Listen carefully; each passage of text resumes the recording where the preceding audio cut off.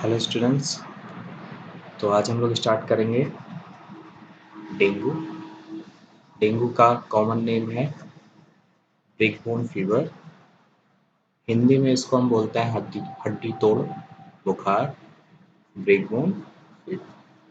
इसको break bone fever क्यों कहते हैं, ये बात आप जब सिम्टम्स पढ़ोगे तब जान पाओगे। नॉर्मली मैं बता देता हूँ उसके सिम्टम्स जो हैं वो ऐसे हैं कुछ: pains, muscle, joint and bone pain इसके मेजर सिम्टम्स हैं, इसलिए इसको हम बोलते हैं बैकबोन फीवर। डेंगू का कॉजेटिव एजेंट क्या है? डेंगू का कॉजेटिव एजेंट है dengue virus. Dengue virus short form में इसमें डेंवी कहते हैं, ठीक है। डेंवी डेंगू वायरस बिलोंग करता है एक फैमिली से, वायरस की फैमिली से, जिसको हम बोलते हैं फ्लेविवेरिडी। फ्लेविविरिडी। इस फ्लेविविरिडी फैमिली में 4 जीनस आते हैं।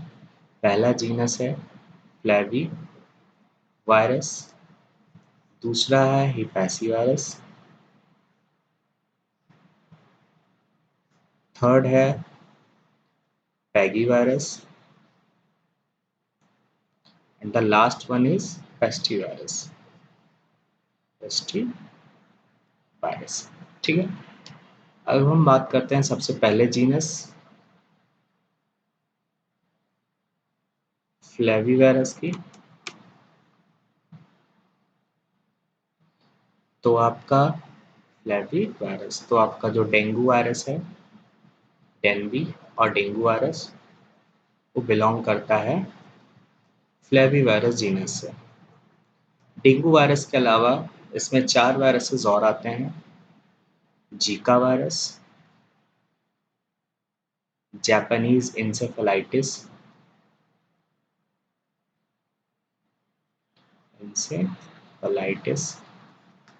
Yellow fever virus, yellow fever virus, and the last one is West Nile virus. Okay, अगर हम डेनवी डेनवी के 4 जेनेटिकली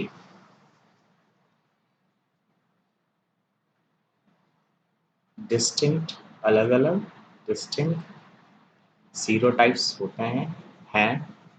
सीरोटाइप्स आप बोल सकते हो, जैसे कि आपने मलेरिया के केस में पढ़ा था, प्लाज्मोडियम, उसका Plasmodium falciparum, Plasmodium vivax and मलाई।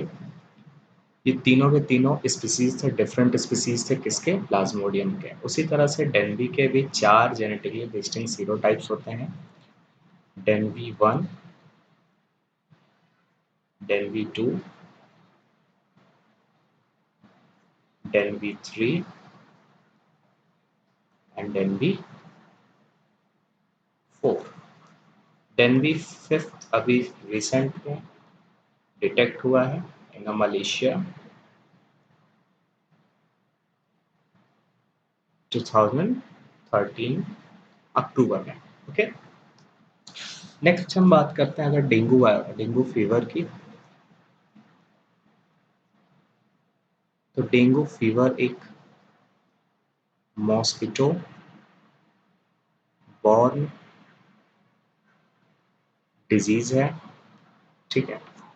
मैं इससे प्रीवियस में जितने भी आपको वायरसेस दिख रहे हैं, दे induce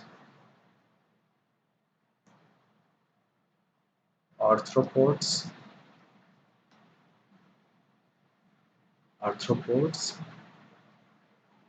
borne disease or they can cause, ठीक है। Dengue fever mosquito borne disease होती है और ट्रांसमिशन के लिए प्राइमरी वेक्टर जो है डेंगू फीवर का वो है female Aedes aegypti. Next one is Aedes albopictus. albopictus. और जियोग्राफिकल एरिया के साथ साथ जीनस आपका सेम रहेगा। जियोग्राफिकल रीजन की वजह से जो स्पीसीज हैं वो चेंज होते जाएंगे।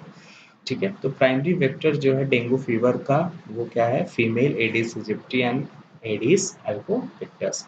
आपने देखा होगा,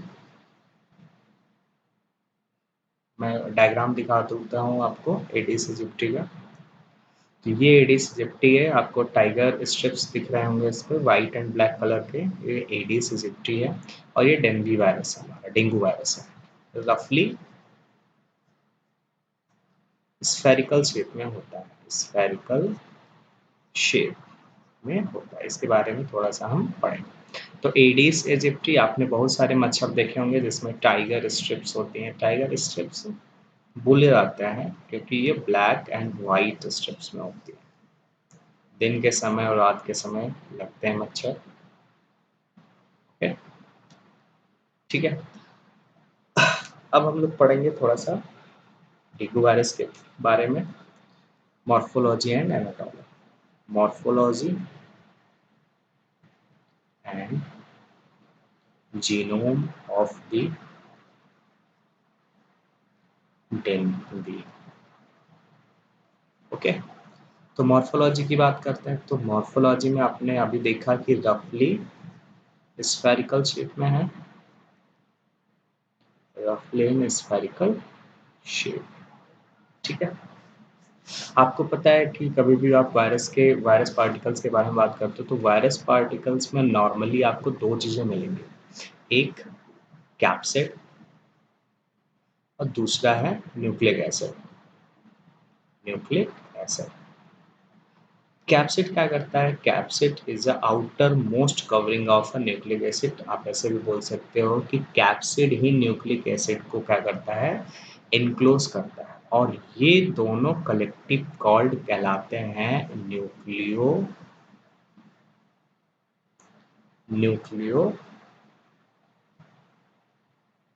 capsid. Nucleo means nucleic acid, capsid word और कैप्सिड। बट अगर आप डेनवी की बात कर रहे हो तो डेनवी में सबसे अंदर, सबसे आउटर सरफेस पे जो प्रोटीन मिलेगा उसे हम एनवेलप प्रोटीन बोलते हैं। एनवेलप प्रोटीन, एनवेलप प्रोटीन के साथ साथ एम प्रोटीन और मेम्ब्रेन प्रोटीन, और इसे हम ई प्रोटीन भी बोलते हैं। एम प्रोटीन एंड प्रोटीन के अंदर आपको लिपिड बाइलेयर मिलेगा, lipid bilayer. And the last one is capsid जो इनक्लोज करता है न्यूक्लिक एसिड को। किसको करेगा, न्यूक्लिक एसिड को। ठीक है, इसका मैं फंक्शन बता देता हूँ। तो these are three structural proteins are present in the dengue। First inner से स्टार्ट करते हैं, कैप्सिड प्रोटीन और सी, इसका काम है encapsidation of RNA. Okay, RNA, dengue virus में आरएनए जेनेटिक मटेरियल होता है। इसको थोड़ा सा बाद में डिस्कस करेंगे, पहले मैं स्ट्रक्चरल प्रोटीन के बारे में बात करता हूँ। नेक्स्ट है आपका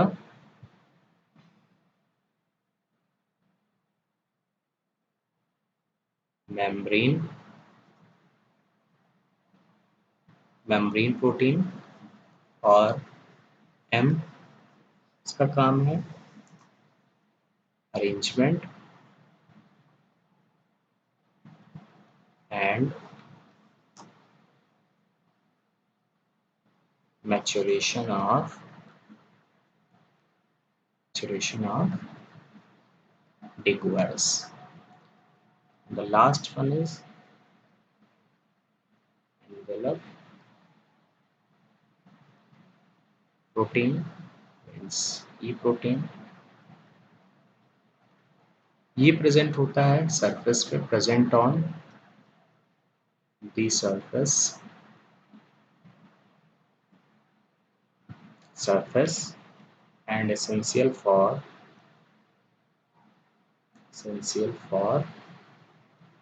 the for the interaction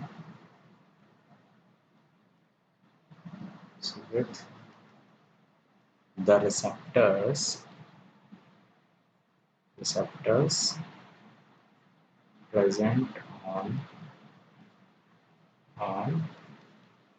host cell surface। तो एनवेलप प्रोटीन होता क्या है कि एनवेलप प्रोटीन सरफेस पे प्रेजेंट होती है और ये एसेंशियल होता है for the interaction with the receptors present on the host cell surface. तो होस्ट सेल के सरफेस पे क्या प्रेजेंट्स होते हैं, रिसेप्टर, और इन्हीं रिसेप्टर्स पे जाकर एनवेलप प्रोटीन बाइंड करता है। ठीक है, प्रोटीन बाइंड करेगा। ठीक है, इस एनवेलप प्रोटीन्स पे 3 डोमेन प्रेजेंट होते हैं, 3 डोमेन प्रेजेंट होता है, नॉर्मली नाम E1, E2 and E3, which can act as antigens and they binds to the receptors of host cell surface। Okay, next, the last one is genome। Genome of Denve is a single stranded positive sense RNA। ध्यान दीजिएगा, इस RNA में total 10 genes present होती हैं जो code करके बनाती हैं पॉलीपेप्टाइड्स। ओके, ये पॉलीपेप्टाइड्स में 3 स्ट्रक्चरल प्रोटीन जिसके फंक्शन में पहले बता चुका हूं।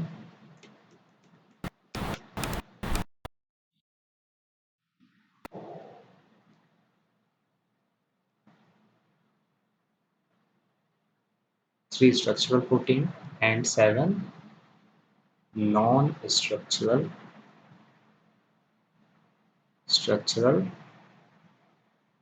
protein। Okay, 7 non structural protein है जो हेल्प करते हैं, इनका फंक्शन है viral replication and assembly of virion particles। Okay,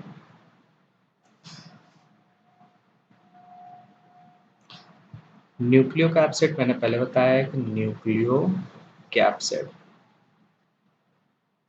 nucleocapsid में आपका है nucleic acid and plus capsid. Capsids की जो यूनिट है उसको हम बोलते हैं कैप्सोमियर।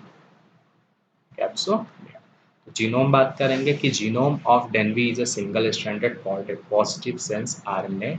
इसमें 10 जीन्स प्रेजेंट होते हैं जो एक साथ कोड करके पॉलीपेप्टाइड्स में आते हैं, जिसमें 3 स्ट्रक्चरल प्रोटीन होते हैं। कौन कौन से? C, E and M. Okay, and the 7 non structural protein, इसको हम NH1 NS1 के नाम से जानते हैं। ऐसे ही सीरीज में है ढेर सारे।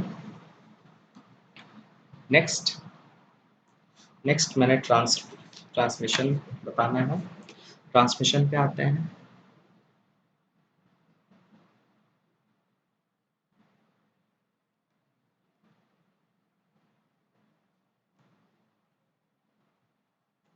ट्रांसमिशन जिसमें आपने प्राइमरी मोड ऑफ ट्रांसमिशन पढ़ा, Mode of transmission is a female mosquito of genus Aedes. दो स्पीसीज हैं यहाँ पे, एडीज इजिप्टी, एडीज एल्बोपिक्टस। एक लास्ट स्पीसीज में बता देता हूँ, एडीज पॉलीनिसियंसिस। Poly okay. उसके बाद जियोग्राफिकल रीजन चेंज होता है, वैसे वैसे यहाँ पे स्पीसीज चेंज होते जाते हैं। Geographical regions, these are primary mode of transmission. अगर मैं सेकेंडरी में देखूंगा तो सेकेंडरी में आता है maternal transmission. Maternal transmission, maternal transmission में from infected mother to fetus। Okay. Recently breast feeding से भी ट्रांसमिशन पाया गया है। ओके, तो ये सेकेंडरी है, maternal transmission from infected mother to the fetus।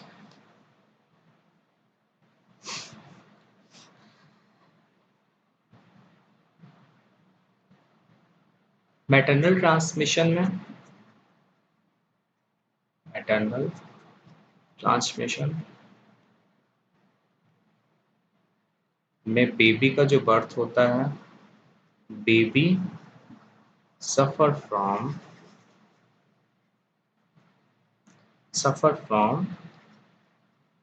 Pre time birth and low birth weight it and fetal distress।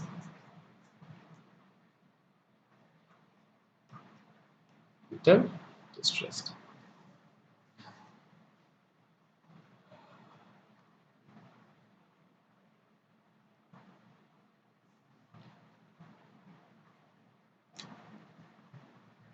Exhibit में बता दूं कि एग्जिबिट करते हैं इनडायरेक्ट डेवलपमेंट। आपको पता होगा कि आर्थ्रोपोड्स में इनडायरेक्ट डेवलपमेंट होता है।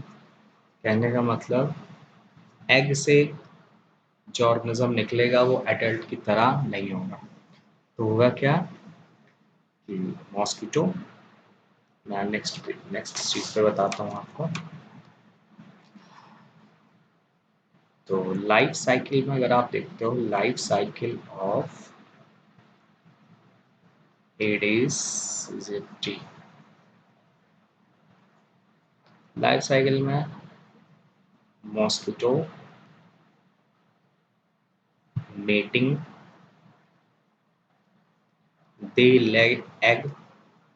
lay egg near stagnant water, not in water, near stagnant water।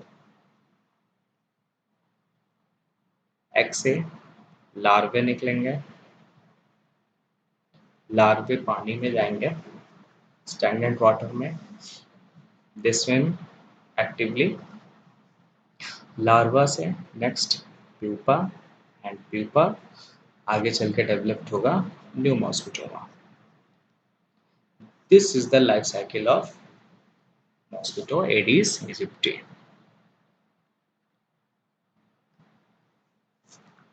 Aedes इजिप्टी।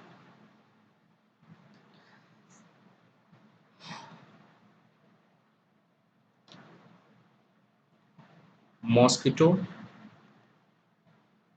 can transmit the dengue throughout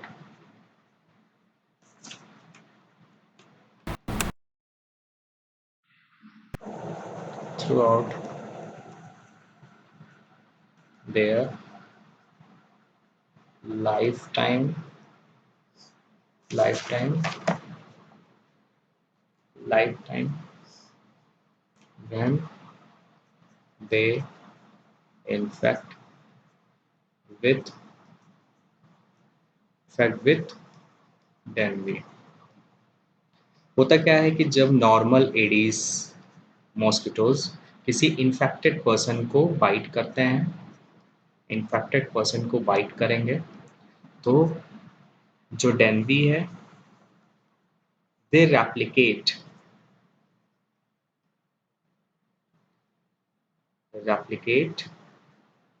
in the midgut of mosquito midgut of mosquito, और वहां से हीमोलिम्फ एंड स्लाइवरी ग्लैंड्स पे पहुंच जाता है।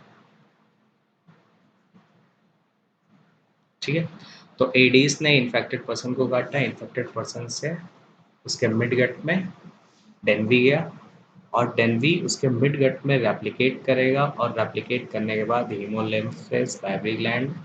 ठीक है, जैसे कि आपने मलेरिया के केस में पढ़ा होगा कि मलेरिया में जो एनाफिलिस मॉस्किटो लगभग सेम होता है, बट यहाँ पे वायरस है। ओके,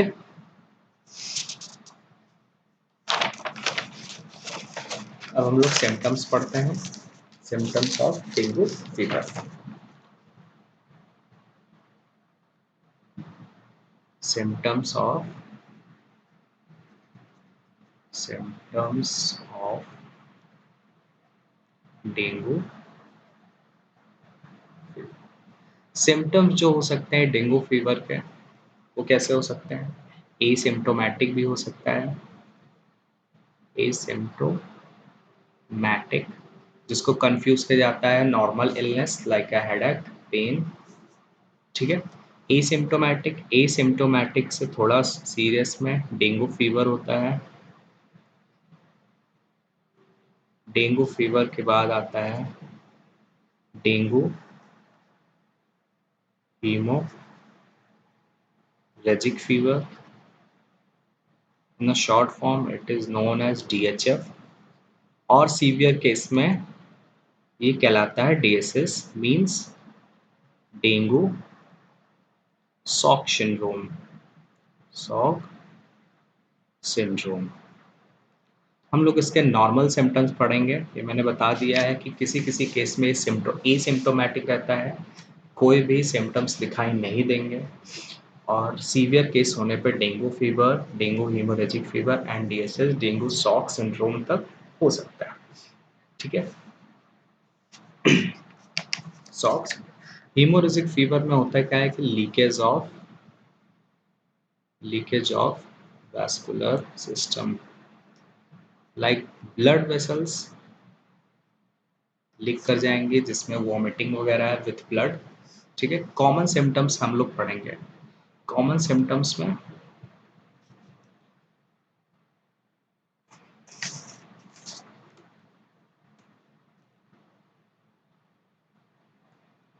कॉमन सिम्टम्स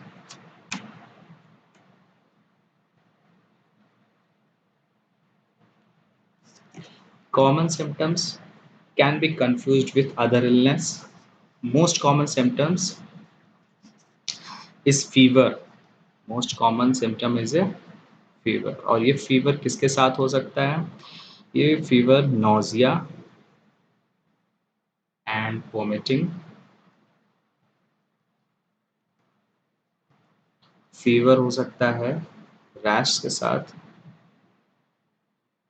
रैश के साथ एक्स एंड पेन, पेन मैंने शुरू में बताया था, muscles, joint, bones and muscles behind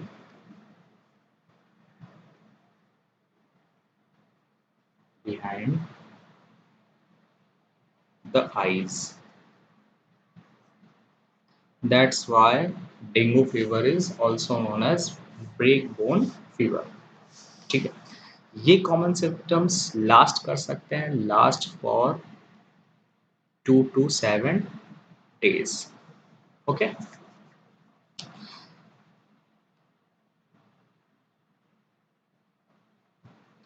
severe dengue symptoms कौन कौन से हैं? सिम्टम्स, सीवियर डेंगू सिम्टम्स में आप डीएचएफ एंड डीएसएस पढ़ेंगे। डीएचएफ मैंने बताया है, dengue haemorrhagic fever and dengue shock syndrome. ठीक है, सीवियर डेंगू सिम्टम्स में कौन कौन सी चीजें हैं? बेली pen,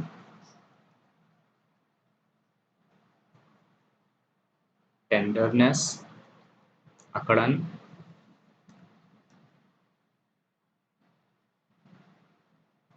vomiting at least 3 times in 24 hours, 24 hours,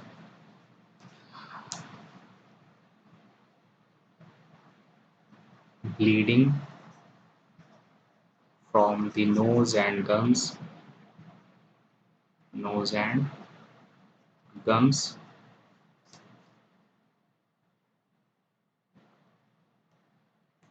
vomiting, blood or blood in the stool, feeling tired, restless or irritable।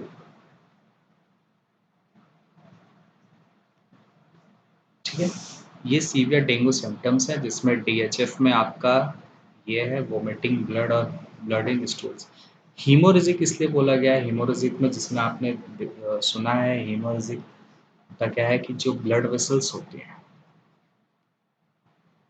Blood vessels leak होने लगती हैं और लीक होने की वजह से जो ब्लड है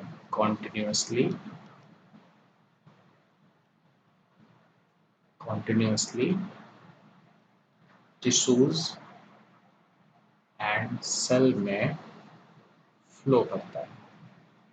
okay,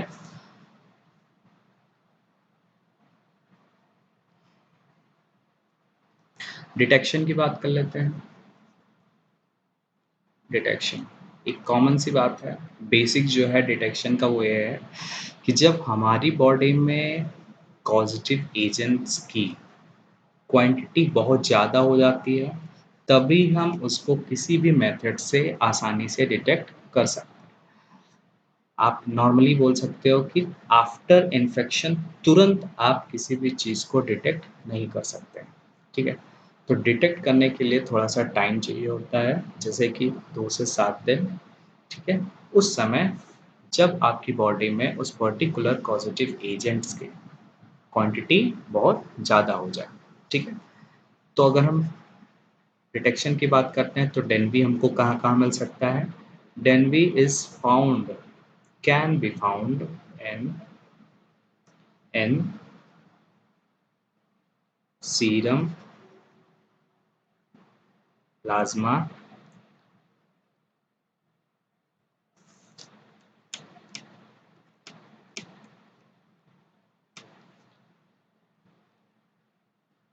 circulating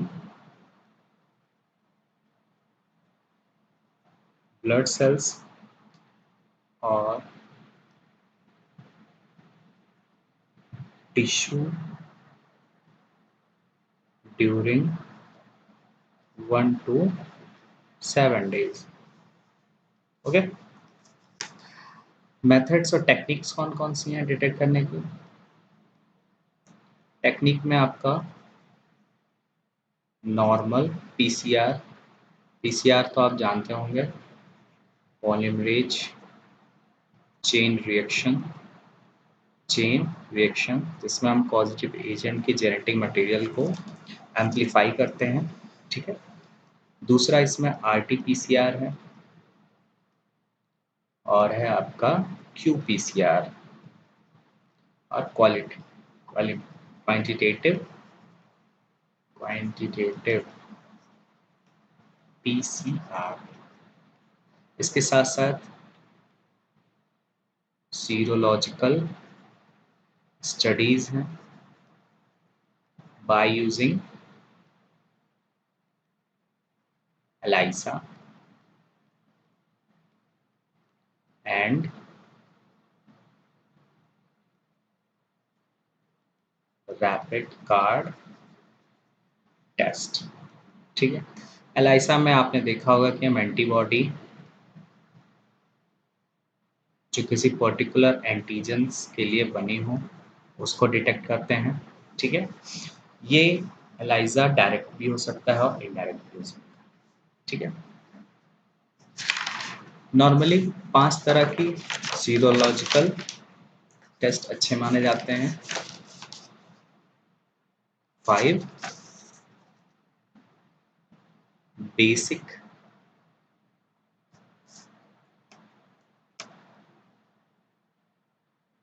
serological test is considered good। कौन कौन से हैं? फर्स्ट है आपका HI,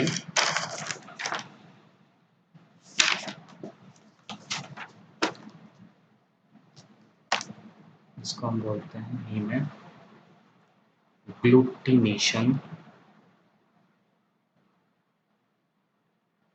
इनहिबिशन।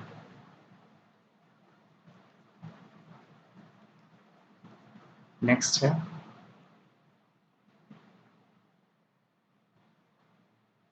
कॉम्प्लीमेंट फिक्सेशन, जिसको हम CF और इसको हम HI देखते हैं। ठीक है, नेक्स्ट है न्यूट्रलाइजेशन टेस्ट, NT। फोर्थ है IgM capture, ELISA। Next one is indirect IgG ELISA। These 5 serological tests to detect dengue in a patient body। ठीक है, इसका यूज करते हैं हम। लास्ट में आता है prevention and control. Prevention and control में अगर आप देखते हो तो जो बेसिक प्रिंसिपल है वो है avoiding mosquito bytes. Mosquito bytes तो मच्छर से फैलने वाले जितने भी डिजीज हैं उनसे बचने के लिए जो कुछ भी आप करते हो वही सेम यहाँ पर भी अप्लाई होगा। जैसे कि हम लोग मॉस्किटो रेपेलेंट्स इंसेक्टिसाइड्स का यूज़ कर सकते हैं, कॉइल्स का, वेपराइजर्स का। आप लोग जाली लगा सकते हो दरवाज़ों पर, खिड़कियों पर। ठीक है, ताकि मच्छर अंदर ना आ पाए। किसी भी जगहों पर, किसी भी जगह पर आसपास पानी को जमा ना होने दें। ये सारे के सारे प्रिवेंट एंड कंट्रोल मेथड्स हैं। बेसिक प्रिंसिपल जो है वो है आपका avoiding mosquito bytes. Infected person से दूर रहें, इन्फेक्टेड पर्सन को आइसोलेशन में रखा जाए। ठीक है, आज के लिए बस इतना ही।